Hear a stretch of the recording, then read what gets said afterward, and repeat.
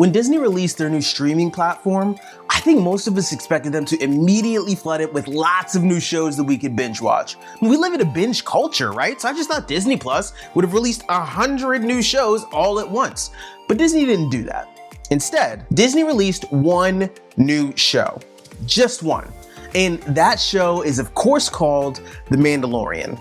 Now, just for kicks and giggles, everyone shout out your favorite character on The Mandalorian on 3. 1, 2, 3. Baby Yoda! If you ain't say Baby Yoda, what's wrong with you? One of the things that immediately struck me about Mando, the main character, is that he seems to live by a code. Like, yes, he's a bounty hunter. That means he kills people for money. But he also has a very clear internal code, a lifestyle, a guiding ethic. It seems to guide him whenever he has to make tough decisions. And it's something that he shares with everyone else who calls themselves a Mandalorian.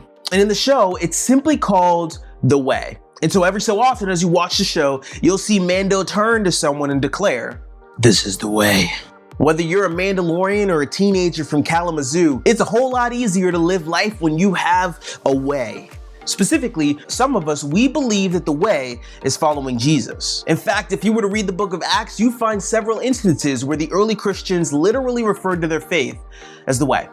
But unfortunately for us, the way doesn't always feel as clear as it should. Having a way is supposed to equip you with a code to live by, a compass to guide you, and a lens to see through. But the way of Jesus doesn't always seem to do that for many of us in the room. The stuff from the Old Testament contradicts the stuff in the New Testament, and we're just confused as we're left trying to follow the Bible.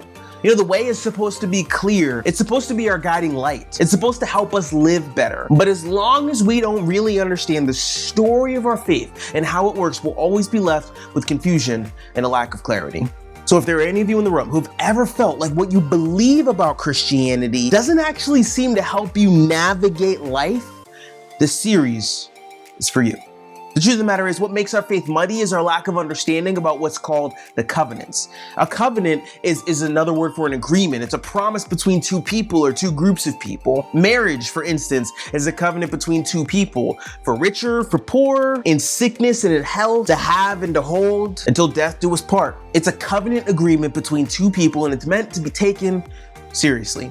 And over the course of human history, there have been two main covenants between God and man. The first is what we call the Old Covenant. And for this series, I'm going to refer to the Old Covenant as the gray, because old. And the second covenant is called the New Covenant. And this is what I'm referring to when I say the way.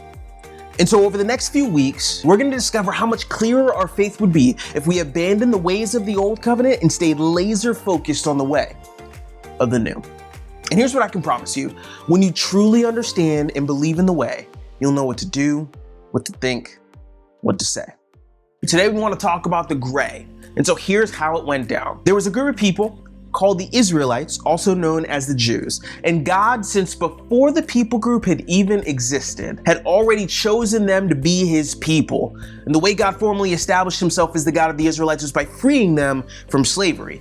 See, the Jewish people had become enslaved by Egypt, and after being enslaved for hundreds of years, God stepped in and initiated the process of rescuing his people. Using a guy named Moses as his mouthpiece, God went back and forth with the Pharaoh of Egypt about releasing the Israelite people from slavery.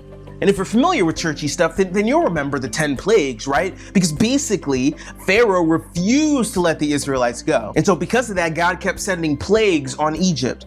He wanted Pharaoh to know who he was dealing with. But Pharaoh was still like, mine. And the last plague that God sent was brutal. On a certain night, he said that if Pharaoh hadn't given up the Israelites, an angel of death would sweep through the city and kill the firstborn son in every household.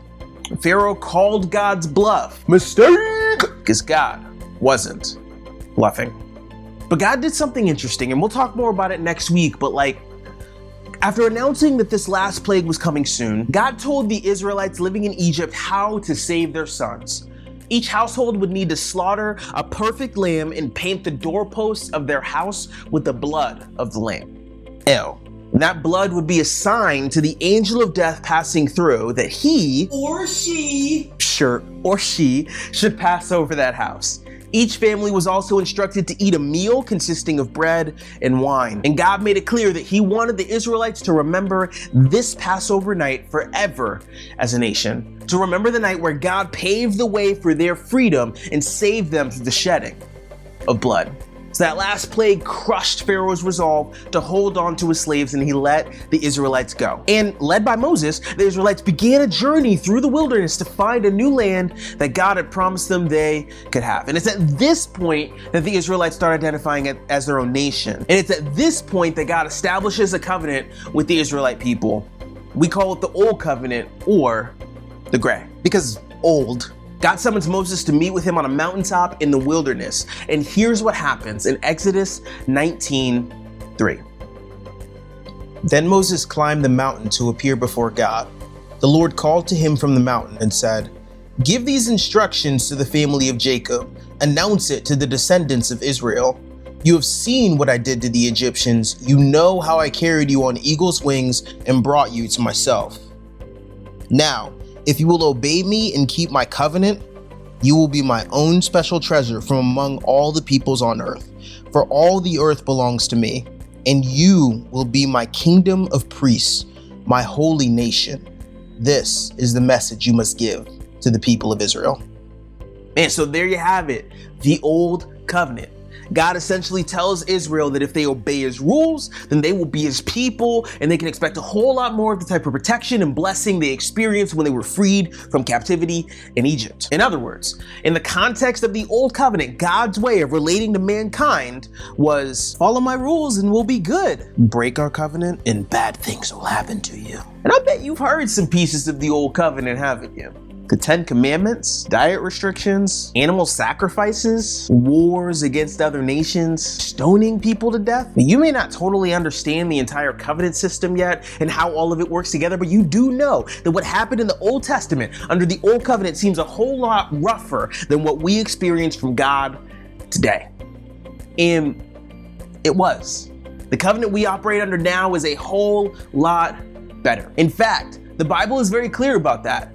The new covenant is better than the old covenant. The way is better than the gray. And so the question we have to ask is, why did God establish the gray in the first place?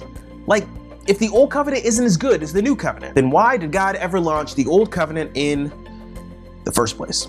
Well, probably for the same reason that your parents only fed you milk for the first 5 months of your life. Like, Pop-Tarts are better than milk. Bacon is better than milk. Woo! Oreo ice cream, better than milk.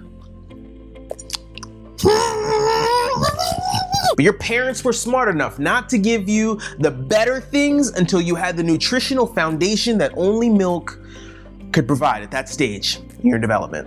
And in the same way, the gray was a good and necessary first step for God's people at the time. It provided them with a foundational understanding of who God is. It established the seriousness of our sin. It helped humanity understand that forgiveness of sins could only happen through the shedding of blood. It showed everybody that the only way to be right with God forever without sacrificing animals forever was going to be through a savior. The gray was milk. It was baby steps. It was orientation, and it set the scene perfectly for Jesus to come and be the savior that God's people needed.